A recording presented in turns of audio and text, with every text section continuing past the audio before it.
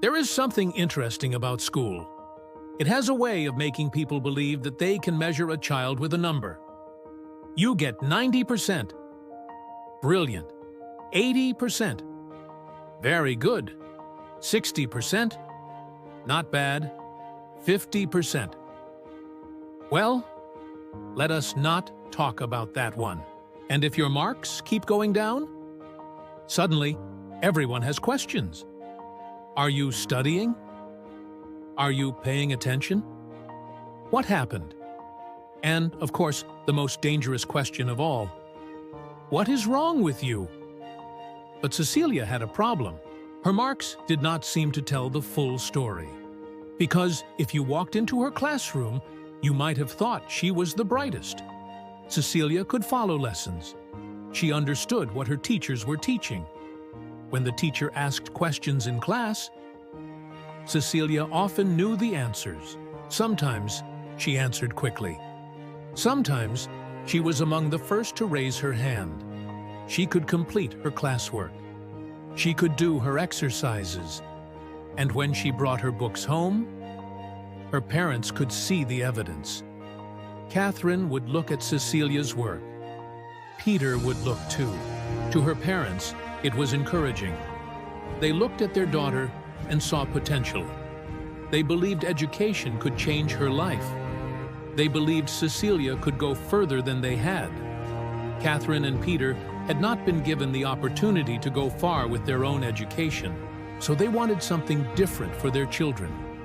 They wanted them to have opportunities they never had. They wanted Cecilia to learn, grow, and succeed. But then came examination day, and suddenly, everything changed. The classroom Cecilia knew so well seemed different. The questions looked different. The confidence she had during ordinary lessons sometimes disappeared. It was almost as if Cecilia and examinations had a secret disagreement. Cecilia could sit in class on Monday and answer a question correctly.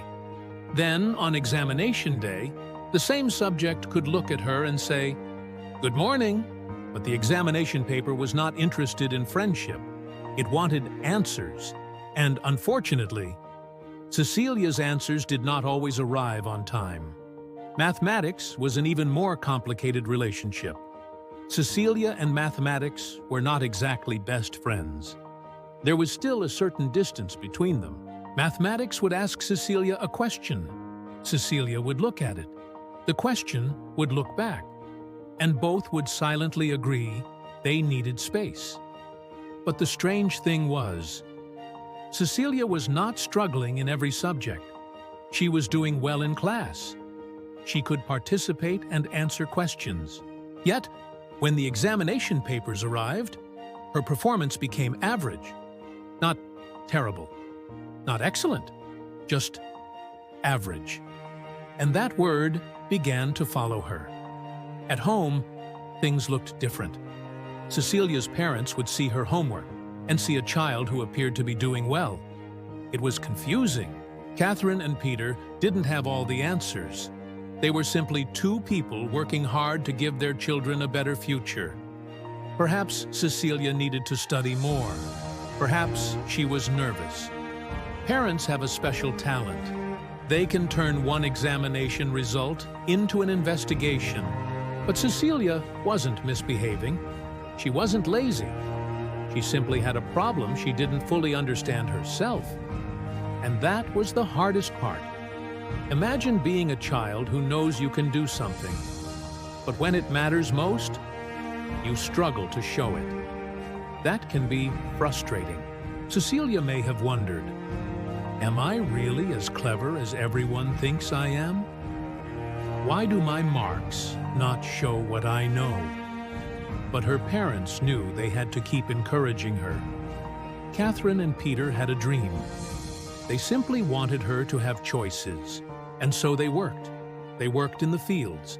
They did casual jobs. They fetched water and gathered firewood. They shared whatever they had. Of course, Cecilia was still a child. While her parents were thinking about her future, Cecilia was thinking about more immediate matters, Like, what was for lunch? Whether Alexa was around? Whether there was a football game? The future was important, but lunch was too. This was the interesting thing about Cecilia. Outside that examination room, there was another Cecilia. The Cecilia who played football. The Cecilia who could use both feet. The Cecilia who could take corner kicks and score with her head. The Cecilia who danced. The Cecilia who performed in drama festivals. The Cecilia who could laugh and make friends. That Cecilia was not average. Not at all. Sometimes we measure intelligence by marks. But intelligence can be creativity, confidence, problem-solving, and the ability to understand people. Cecilia had qualities that no examination paper could fully capture. She could be brilliant in one room and average in another. She could struggle with a mathematics paper and then walk onto a football field and become a completely different person. But there was one person who began to notice something. Someone who wondered whether her results were hiding something. A teacher. Perhaps they had looked at her examination results and thought, something doesn't quite add up. It takes just one person to notice. Cecilia was still young. She only knew that examinations were difficult and that her parents expected her to do well. But perhaps this was not the end of her story. The world had not yet seen everything Cecilia could do. There would be more surprises.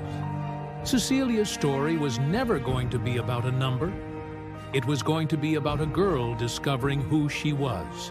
Cecilia was still the same girl who loved her family, had Alexa, and was trying to understand herself. Perhaps one day the marks would change. She was beginning to understand that her worth could not be written on a paper. The child everyone calls average is simply brilliance, waiting to shine. This was Cecilia, a girl who was more than a mark. Stay tuned for episode 7.